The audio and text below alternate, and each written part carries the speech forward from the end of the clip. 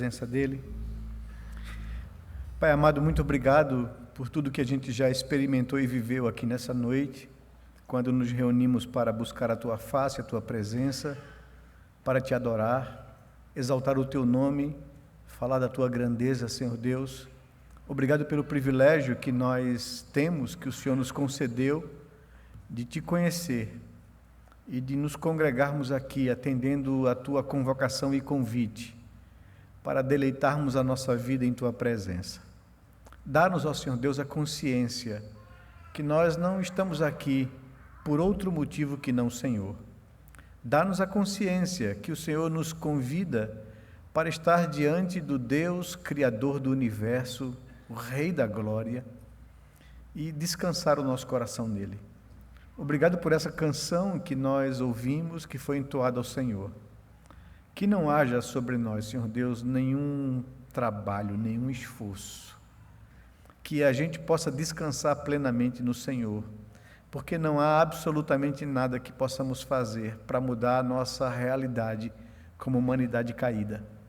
Mas muito obrigado, porque o que tinha que ser feito para nos resgatar da nossa situação de pecado e queda e condenação foi feito pelo Senhor naquela cruz.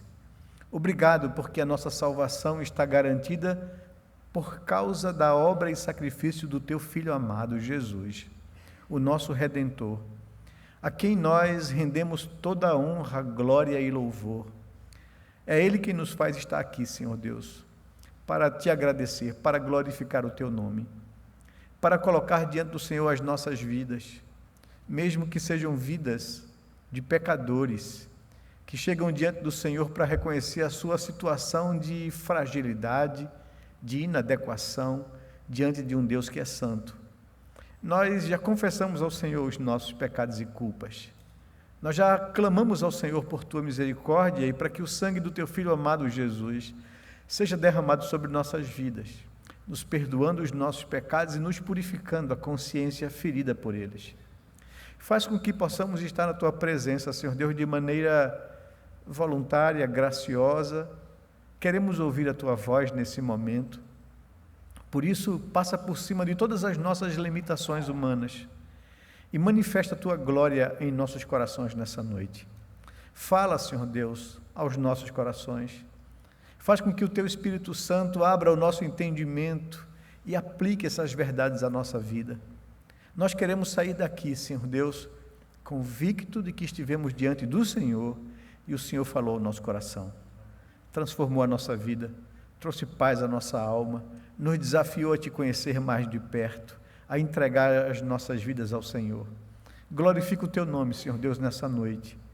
Envergonha o mal e fala a cada pessoa aqui presente que chegou aqui nesse lugar para te adorar, para te bendizer o nome. Nós oramos confiados nos méritos de Jesus, o nosso amado Redentor, a quem nós rendemos toda a honra, glória e louvor nesse momento.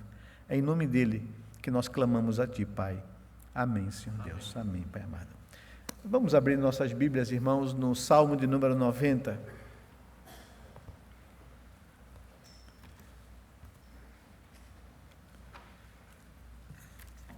Geralmente, quando a gente abre a Bíblia num salmo, a gente diz Salmo de Davi, né?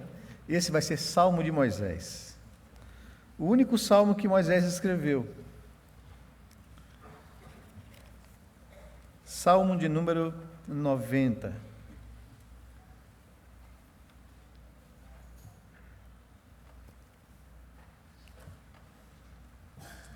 A Sociedade Bíblica, que fez a tradução dessa versão atualizada da Escritura, colocou em negrito o título desse salmo como a eternidade de Deus e a transitoriedade do homem. É uma oração de Moisés, homem de Deus, segundo aqueles que compilaram o livro dos Salmos, o quarto livro de Salmos, e abre esse livro. Diz assim, o Salmo de número 90, verso 1 em diante: Senhor, Tu tens sido o nosso refúgio de geração em geração. Antes que os montes nascessem e se formassem a terra e o mundo, de eternidade a eternidade, Tu és Deus. Tu reduzes o homem ao pó E dizes: tornai filho dos homens, pois 1000 anos aos teus olhos são como o dia de ontem que se foi, e como a vigília da noite. Tu os arrastas na torrente, são como um sono, como a relva que floresce de madrugada. De madrugada viceja e floresce, à tarde murcha e seca. Pois somos consumidos pela tua ira e pelo teu furor conturbados. Diante de ti pusestes as nossas iniquidades, e sob a luz do teu rosto os nossos pecados ocultos. Pois todos os nossos dias se passam na tua ira, acabam-se os nossos anos como um breve pensamento. Os dias da nossa vida sobem a 70 anos, ou, em havendo vigor, a 80. Nesses casos, o melhor deles é canseira e enfado, porque tudo passa rapidamente e nós voamos. Quem conhece o poder da tua ira e a tua cólera, segundo o temor que te é devido? Ensina-nos a contar os nossos dias, para que alcancemos coração sábio. Volta-te, Senhor, até quando? Tem compaixão dos teus servos. Sacia-nos de manhã com a tua benignidade, para que cantemos de júbilo e nos alegremos todos os nossos dias. Alegra-nos por tantos dias quantos nos tem afligido, por tantos anos quantos suportamos a adversidade. Aos teus servos apareçam as tuas obras, e a seus filhos a tua glória. Seja sobre nós a graça do Senhor nosso Deus. Confirma sobre nós as obras das nossas mãos. Sim, confirma as obras das nossas mãos. Que Deus possa nos abençoar, que Ele possa nos falar o coração através desse texto.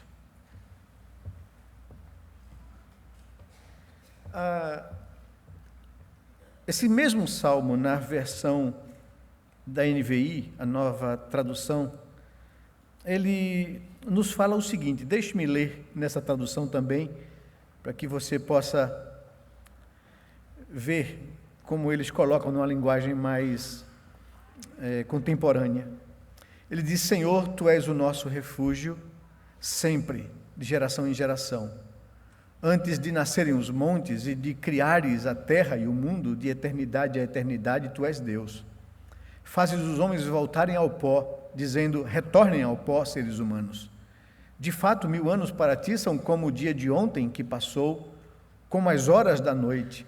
Como uma correnteza, Tu arrastas os homens. São breves como o sono, são como a relva que brota ao amanhecer, germina e brota pela manhã, mas à tarde murcha e seca. Somos consumidos pela Tua ira e aterrorizados pelo Teu furor. Conheces as nossas iniquidades, não escapam os nossos pecados secretos à luz da Tua presença. Todos os nossos dias passam debaixo do Teu furor, vão-se como um murmúrio. Os anos de nossa vida chegam a 70 ou a 80 para os que têm mais vigor. Entretanto, são anos difíceis e cheios de sofrimento, pois a vida passa depressa e nós voamos. Quem conhece o poder da Tua ira? Pois o Teu furor é tão grande como o temor que Te é devido. Ensina-nos a contar os nossos dias, para que o nosso coração alcance sabedoria. Volta-te, Senhor, até quando será assim? Tem compaixão dos Teus servos.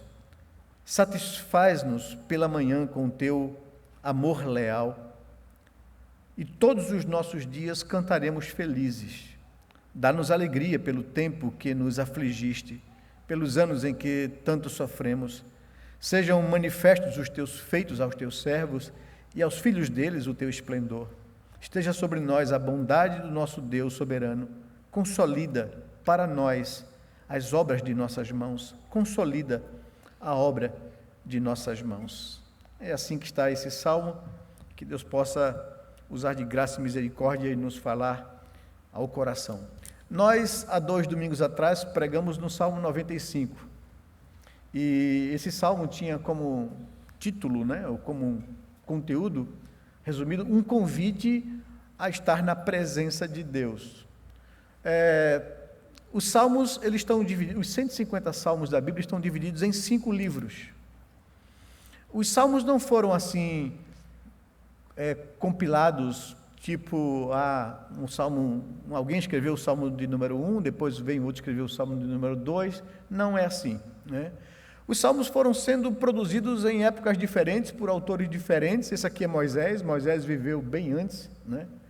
E Moisés está escrevendo esse salmo quando o povo de Israel está no cativeiro.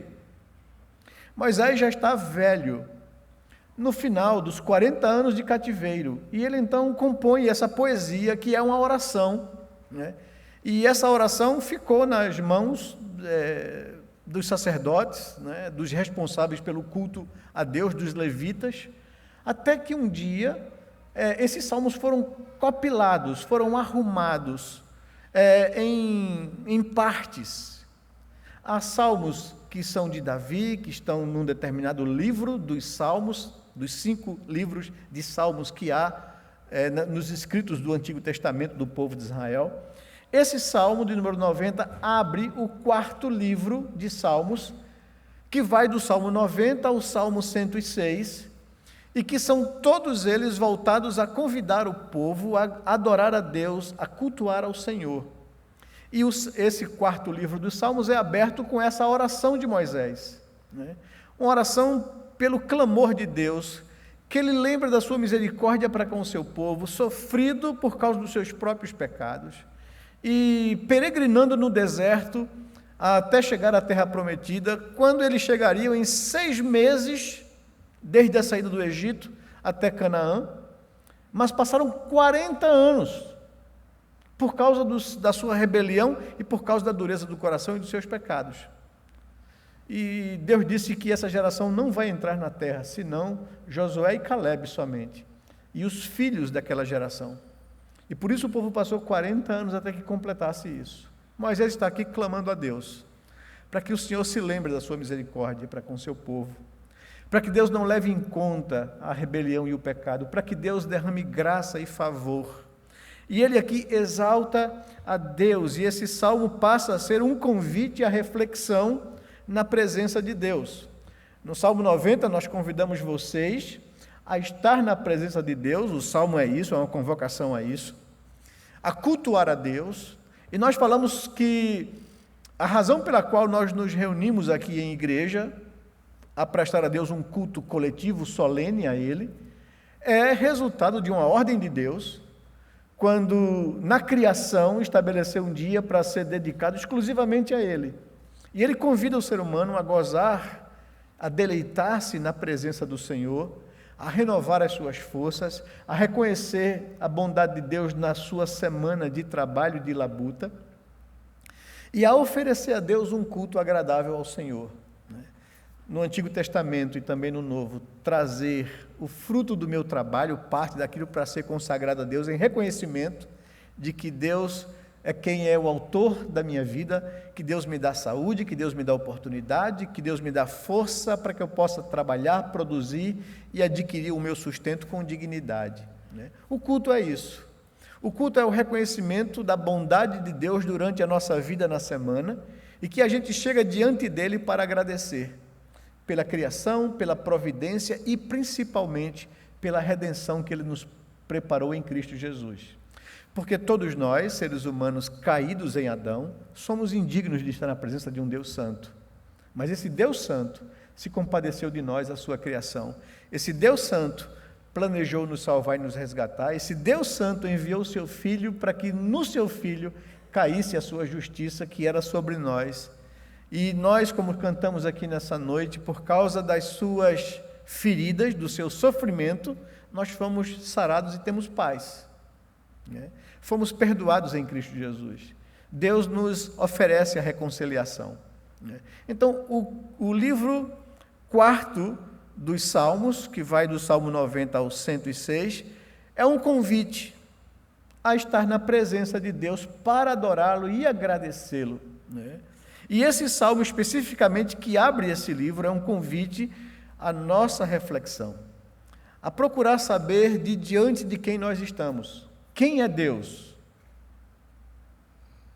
Por que Ele nos convida a estar na sua presença e nos apresenta pela sua revelação o seu ser, a sua essência e a sua natureza? Quem Ele é? Diante de quem nós estamos? É a primeira parte que esse salmo nos faz pensar. A segunda parte é quem somos nós, os seres humanos convidados a estar na presença desse Deus. E em terceiro lugar, o salmo nos diz ou nos leva a pensar o que é que nós devemos fazer agora, visto que sabemos diante de quem nós estamos e quem somos nós. Agora, o que fazer diante do nosso Deus?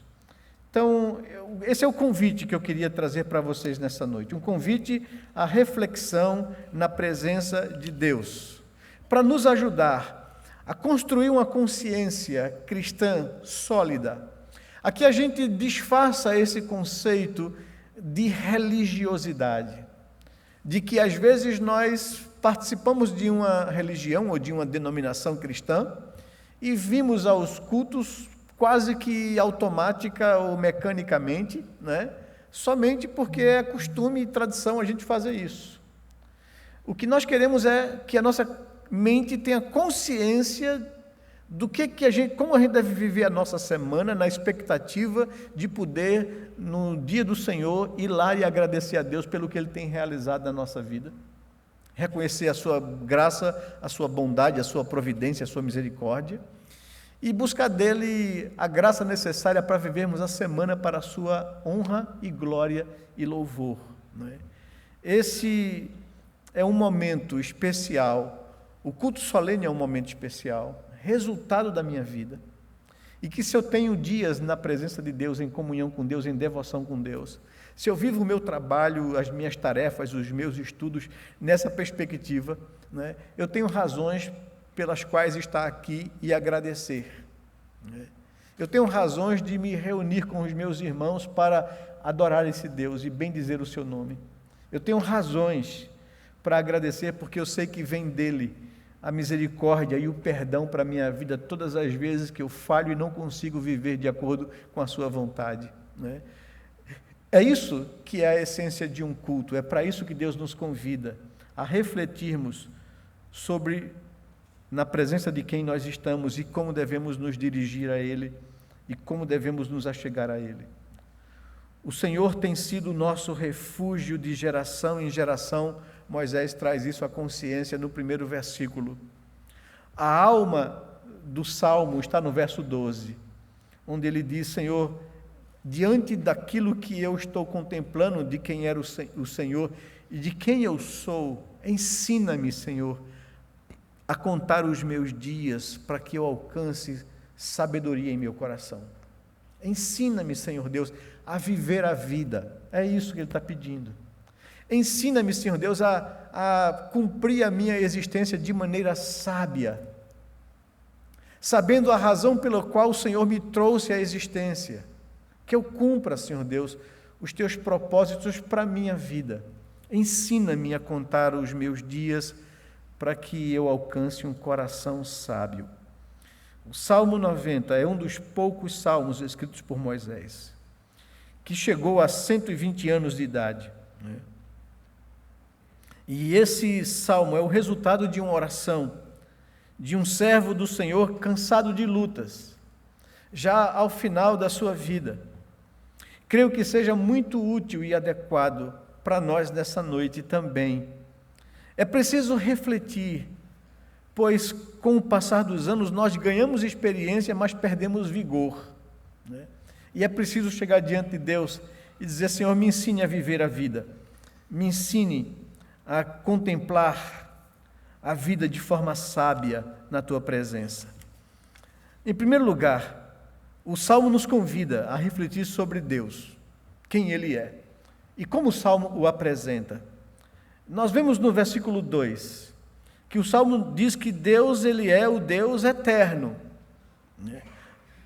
O verso 2 nos diz que antes que os montes nascessem, ou antes que surgissem os grandes montes, antes que se formasse a Terra, o planeta, antes que o universo fosse formado, que o mundo fosse formado, lá estava Deus, de eternidade a eternidade.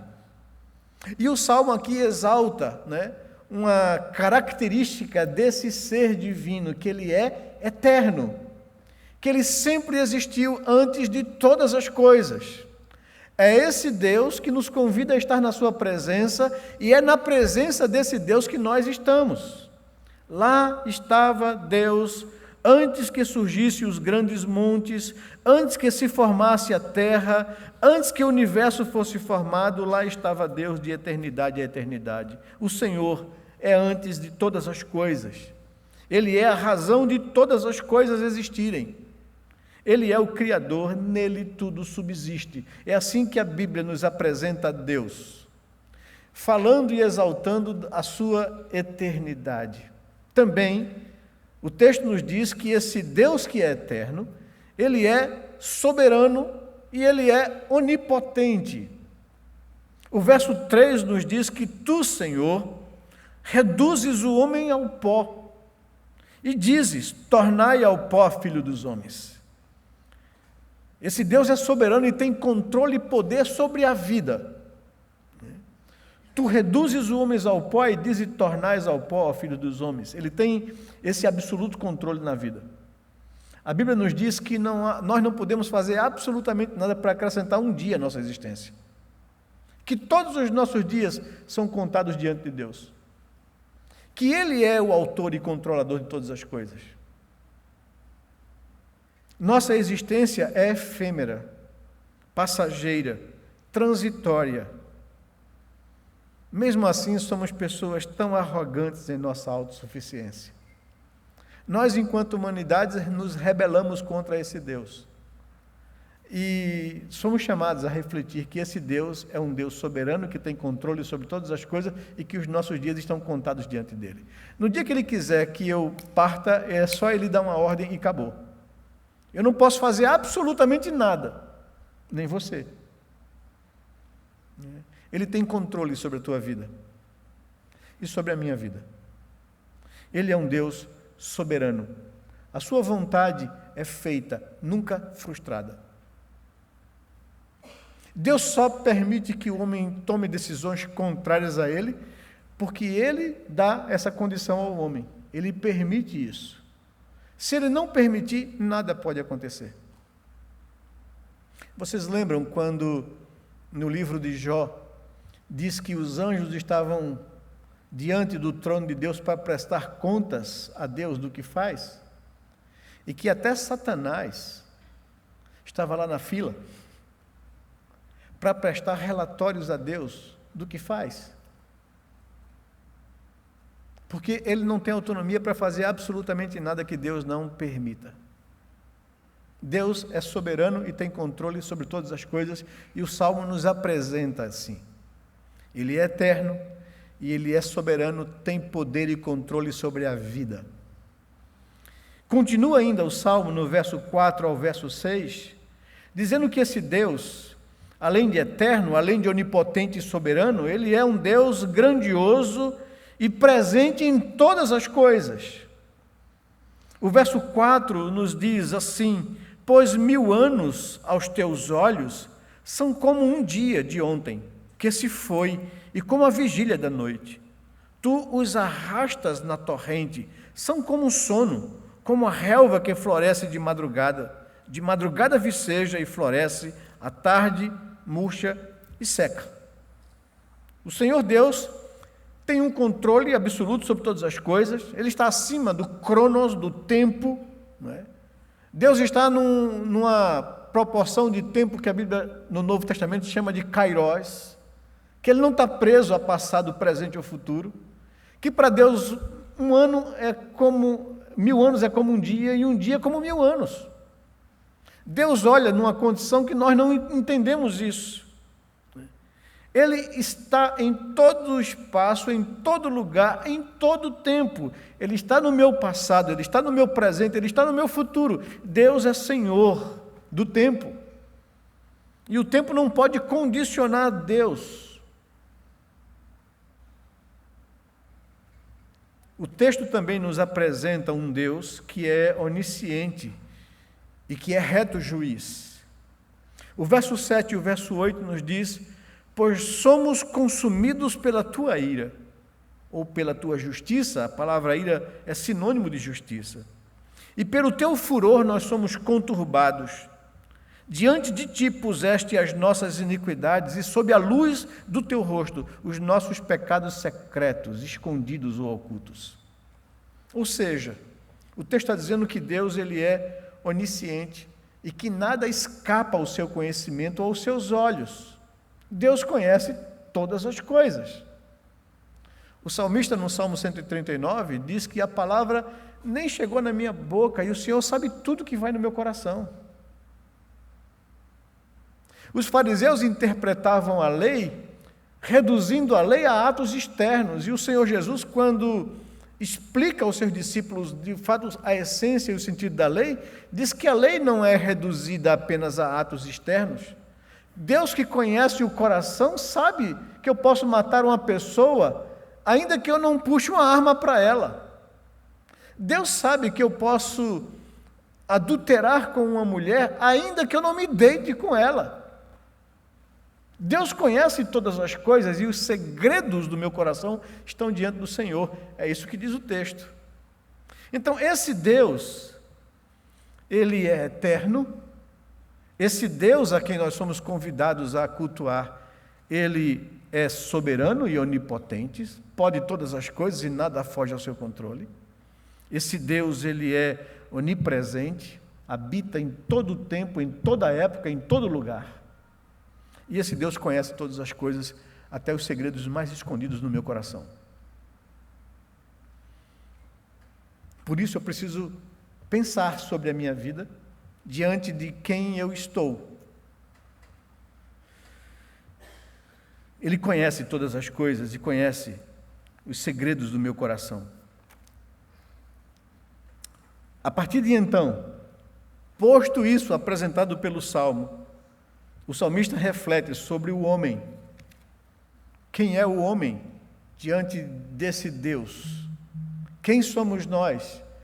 Convidados a estar na presença dele, convidados a cultuá-lo, convidados a estar aqui adorando o Senhor.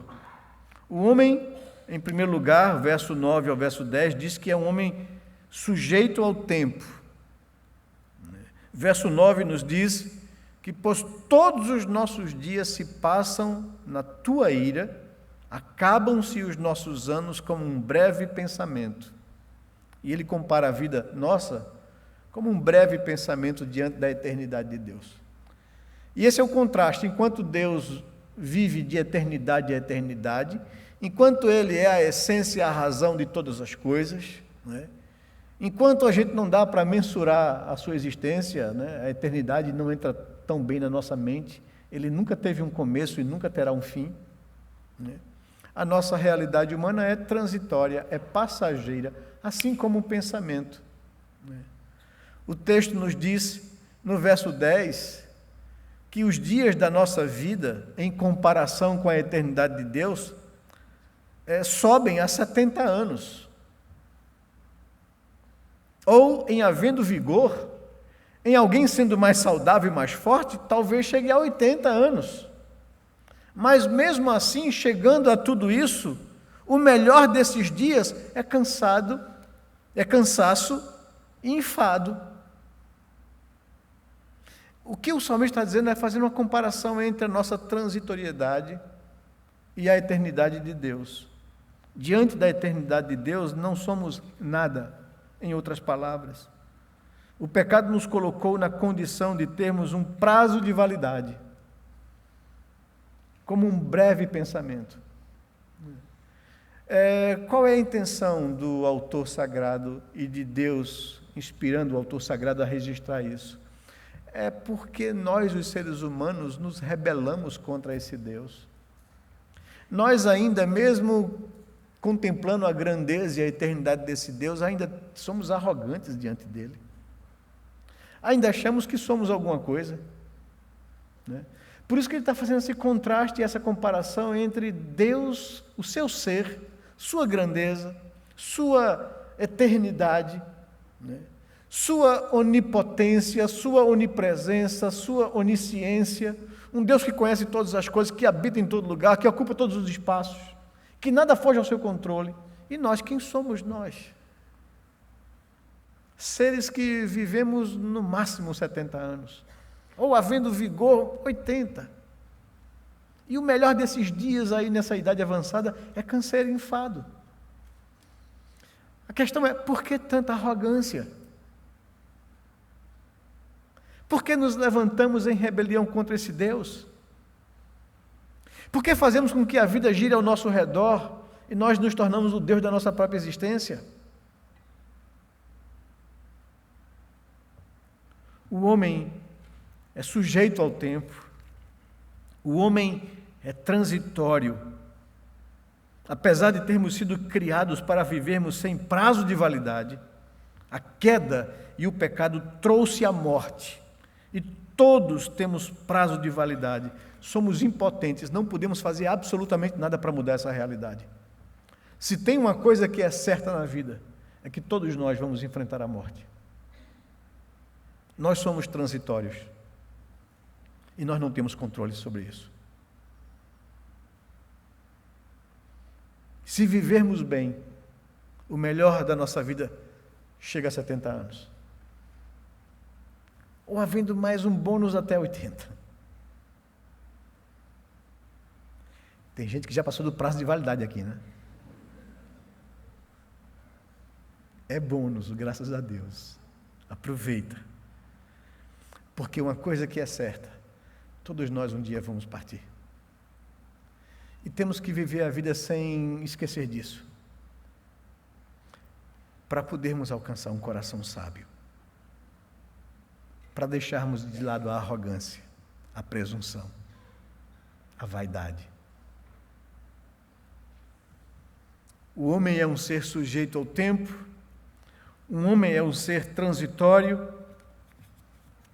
o homem é mortal. Verso 11 nos diz que quem conhece o poder da tua ira e da tua cólera, segundo o temor que te é devido, já que o Senhor tem controle sobre a vida e por causa de uma ordem, a nossa vida pode cessar amanhã. O homem é mortal.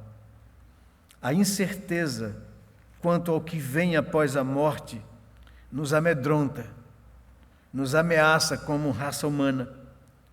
Só sabemos que existe um cheiro de morte e a triste certeza do juízo. É isso que o verso 11 está apontando.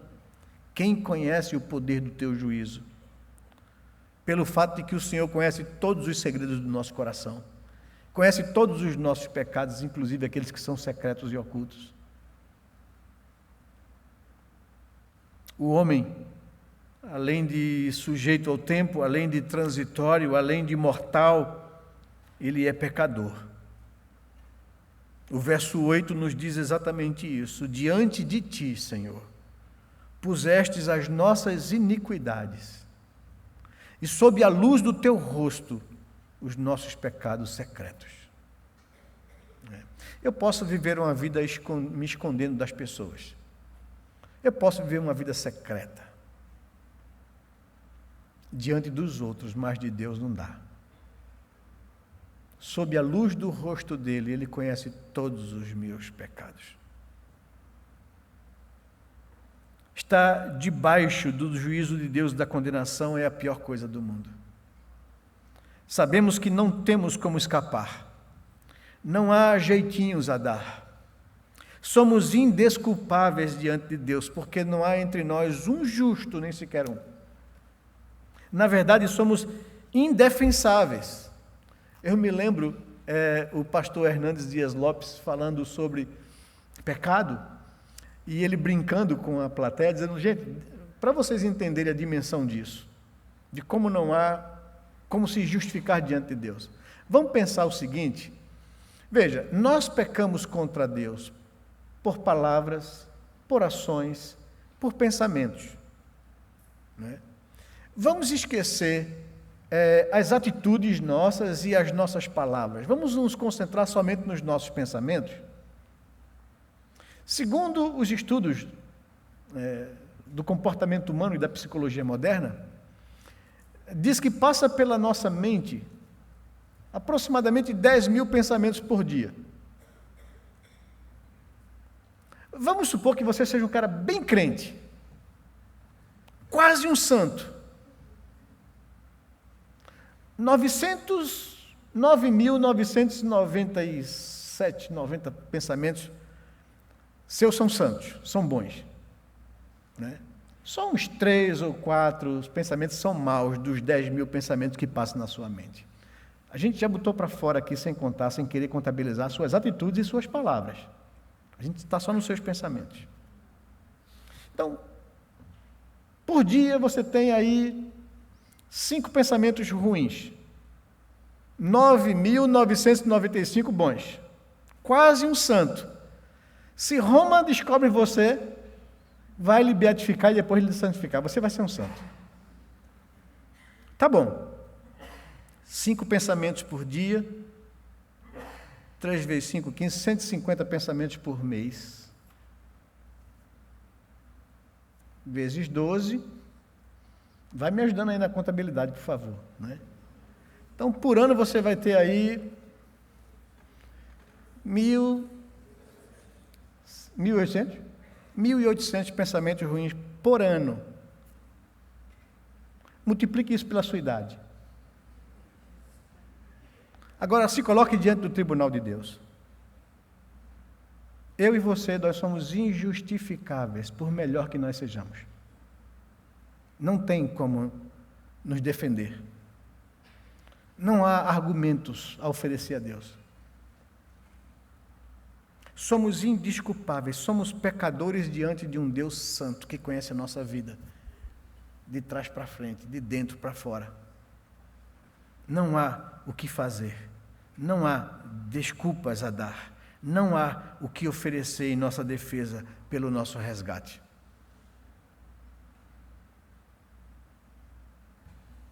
O Salmo nos apresenta então Deus, diante de quem nós somos convidados a estar, em culto, e o Salmo agora nos apresenta quem somos nós, os seres humanos, e faz um contraste, uma comparação entre nós e Deus. Se o Salmo acabasse aí, a gente sai daqui todo mundo de cabisbaixo, todo mundo deprimido para casa, né? Não há esperança para a gente. Mas é exatamente aí onde o salmista reflete sobre o que devemos fazer diante do que Deus fez por nós. E aí é onde entra o Evangelho. E aí é onde você compreende a mensagem do cristianismo. Deus viu a nossa condição humana. Deus viu que não há absolutamente nada que nós possamos fazer para ajeitar isso, para arrumar isso, para consertar isso. Que nós estávamos todos nós perdidos diante da justiça de um Deus santo. Por isso, Deus resolveu que iria salvar. Por isso, Deus planejou salvar o homem. Por isso, Deus interviu na nossa história. Por isso, Deus fez com que o seu Filho amado, voluntariamente, assumisse forma humana, para, como homem, cumprir toda a lei e receber na sua carne a condenação que era contra mim e você. E mesmo sendo ele Deus, justo, sofreu a morte no meu e no seu lugar. E a justa ira de Deus caiu sobre ele. Aquilo que era contra mim e contra você foi derramado sobre ele naquela cruz. E ele sofreu a nossa morte e a nossa condenação. Venceu a morte, o nosso maior inimigo. Ressuscitou ao terceiro dia. E oferece agora reconciliação com Deus. E ele diz que, a palavra de Deus nos diz que aquilo que era contra nós não nos foi imputado, não foi colocado na nossa conta, foi colocado sobre ele. E a justiça dele agora pode ser colocada na minha conta, sobre mim, se eu me arrepender e reconhecer a minha condição de pecador, e se eu confiar e crer na suficiência do que ele fez por mim naquela cruz. Pela graça nós somos salvos por causa de Cristo Jesus. O salmista então reflete sobre o que devemos fazer diante do exposto. E ele diz: nós precisamos nos voltar para Deus. O verso 12 exatamente chega aí. Senhor, ensina-me a contar os meus dias, para que eu alcance um coração sábio, para que eu não viva na loucura, na rebelião contra o Senhor. Me ensine, me faça voltar a Ti, buscar do Senhor graça e misericórdia. Ensina-me, Senhor Deus, a contar os meus dias, para que alcance um coração sábio. E contar os dias aqui é viver na Tua vontade, obedecer a Tua palavra. Nós precisamos, além de nos voltarmos para Deus, precisamos reconhecer a nossa condição humana. Nós somos pó, diz o verso 3. Nós estamos debaixo do justo juízo de Deus, diz o verso 3, na segunda parte. Tu reduzes o homem ao pó, à morte, e dizes, tornai-vos filhos dos homens. Estamos debaixo desse juízo. Nós somos e seremos consumidos por causa do juízo de Deus, diz o verso 7. Pois somos consumidos pela tua ira, pelo teu juízo, e pelo teu furor nós somos conturbados. Precisamos reconhecer a nossa condição e nos humilharmos diante de Deus. Reconhecemos que nós não somos nada e que dependemos da misericórdia dele. E em terceiro lugar, após haver voltado a Deus, após haver reconhecido a nossa condição, precisamos suplicar por sua misericórdia. E aí o texto nos aponta, do verso 13 em diante, volta-te, Senhor, até quando? Tem compaixão dos teus servos, sacia-nos de manhã com a tua benignidade, para que cantemos de júbilo e nos alegremos todos os nossos dias. Alegra-nos por tantos dias quantos nos tem afligido, por tantos anos quanto suportamos a adversidade. E aqui Moisés está clamando pela misericórdia de Deus, porque o povo de Deus, que Deus libertou da escravidão do Egito e trouxe para a terra que ele prometeu, se rebelou contra ele. E Deus disse, a minha ira vai estar sobre vocês, vocês não vão entrar na minha terra. E Moisés disse, Senhor, tenha misericórdia do teu povo. Tenha compaixão e alegra-nos por tantos dias quantos nos tem afligido, por tantos anos quanto suportamos a adversidade. Aos teus servos apareçam as tuas obras e a seus filhos a tua glória, Senhor. Seja sobre nós a graça do Senhor nosso Deus. Confirma a tua promessa na nossa vida. É isso que diz o verso 17. Esse é o clamor de Deus. Precisamos suplicar por sua misericórdia. Pedir a Deus que nos sacie com a sua bondade, que Ele tenha compaixão de nós. E é diante disso que eu queria convidar vocês, e é por isso que o culto acontece.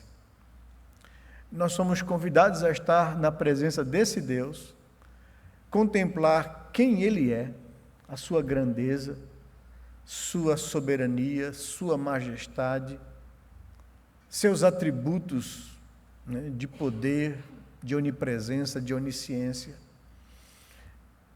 Olhar para nós diante dessa glória de Deus e reconhecer que nós somos pó e que nós não estamos diante dele porque nós somos merecedores disso e que nós clamamos ao Senhor por compaixão e misericórdia nas nossas vidas e nós nos achegamos a Ele e pedimos a Ele que derrame sobre nós sua graça e o seu favor. É isso que é um culto. Um culto não é voltado para alegrar as pessoas. Um culto não é voltado para entreter as pessoas e ter um momento de relaxamento depois de uma semana dura de trabalho. O culto é um convite para que a gente possa estar na presença do Deus Criador, contemplar a nossa condição de pecadores e agradecer a Ele, porque além de Criador, Ele é um Deus Redentor que enviou o Seu Filho para pagar a nossa culpa naquela cruz. E por isso nós podemos ser aceitos na presença dEle e clamarmos ao Senhor que aplique nas nossas vidas a sua misericórdia e graça. Precisamos aprender a contar ou a refletir na nossa vida. E esse é a alma do texto. Senhor, ensina-me a contar os meus dias, para que eu alcance um coração sábio, para que eu deixe de lado a vaidade, a arrogância, a rebeldia contra o Senhor, para que eu viva a minha vida quebrantado em Tua presença. Que Deus nos conceda essa graça Daí nós aprendemos, irmãos, de forma definitiva, o que significa culto. Tem pessoas que ficam pensando assim, meu Deus do céu, eu queria ir para uma igreja que fosse mais, um louvor mais animado, que falasse o coração da gente, que a gente pudesse dançar, tal, ficar mais à vontade. Aquela igreja é tão engessada. Um culto não é feito para alegrar o coração de ninguém, nem para relaxar o coração de ninguém. Um culto é feito para desafiar você a saber de diante de quem você está e de quem você é e de que Ele tem graça para oferecer ao seu coração, se você buscar esse Deus com sinceridade de alma. Que Deus possa nos abençoar, que Deus possa nos dar essa consciência, que a gente possa viver diante desse Deus, para a sua honra e glória, que a gente possa pedir a Deus, Senhor, renove sobre mim as tuas misericórdias, faz com que as tuas promessas se cumpram na minha vida, Senhor, faz com que eu ande nos teus caminhos, me dá, Senhor Deus, um coração sábio, me ensina a contar os meus dias, a viver a vida para a tua honra e glória, e não para mim mesmo. Que Deus possa nos abençoar, derramar sobre nós sua graça e o seu favor. Amém? Vamos buscar ao nosso Deus agora em oração. Eu queria te desafiar a colocar a sua vida diante de Deus. Eu queria dizer para você que essa palavra do Salmo 90 não é para colocar peso sobre o coração de ninguém. Nós não precisamos nos mascarar diante de Deus. Ele conhece, Ele sabe que nós somos pó. Ele sabe que nós somos pecadores. O que Ele quer de mim é o reconhecimento disso e buscar nele perdão e graça e misericórdia. O que Ele quer de mim é uma confissão sincera. Senhor, tenha compaixão da minha vida. Eu quero viver para o Senhor. Luto contra a natureza pecaminosa que está em mim. Tenha misericórdia de mim, Senhor. Não deixe que ela me domine. Não deixe que eu seja vencido por ela. Mas usa de graça e misericórdia e me fortalece. Me ensina, Senhor Deus, a refletir sobre a vida e alcançar um coração sábio. Que Deus nos abençoe. Pai querido e Deus amado, nós temos consciência de quem Tu és. Esse Deus soberano, esse Deus eterno, esse Deus que tem controle absoluto sobre todas as coisas, esse Deus que conhece os segredos mais íntimos do nosso coração, mas ao mesmo tempo é um Deus compassivo, misericordioso, que para satisfazer a Tua santa justiça, sacrificasse o Teu Filho por amor a nós. Ó Pai amado, nós não somos dignos do Teu favor. Somos pecadores. E nos achegamos ao Senhor para clamar por Tua misericórdia e compaixão. Aplica nas nossas vidas o sacrifício do Teu Filho Jesus, Senhor. Lava-nos completamente dos nossos pecados e culpas. E nos dê, Senhor Deus, um coração sábio, para que nós reflitamos sobre a nossa vida e vivamos para a Tua honra e glória, para o propósito pelo qual o Senhor nos criou e depois nos redimiu. Viver a nossa vida para a Tua glória. Faz com que todas as vezes que nós nos reunimos aqui como igreja, seja para exaltar a Tua bondade, a Tua misericórdia e graça, seja para agradecer pelo Teu favor, que foi manifesto naquela cruz por nós. Louvado seja o Teu nome. E eu sei que o Senhor conhece a vida de cada pessoa aqui presente nesse lugar. A partir de mim, tenha misericórdia de nós, Senhor Deus. E derrame do Teu favor sobre a vida de cada um dos meus irmãos aqui presentes nessa noite. Ministra consolo a quem precisa de consolo. Salvação a quem precisa de salvação. Graça e força a quem precisa disso. Perdão, Senhor Deus. Que o Senhor possa, com o Teu Espírito, aplicar essas verdades ao nosso coração e que saiamos daqui motivados para viver a nossa vida para esse Deus misericordioso e amoroso, que deu a vida do Seu Filho por nós. Louvado seja o Teu nome por isso. Nós oramos assim ao Senhor, com o coração agradecidos, Pai, em nome de Jesus. Amém, Senhor Deus. Amém.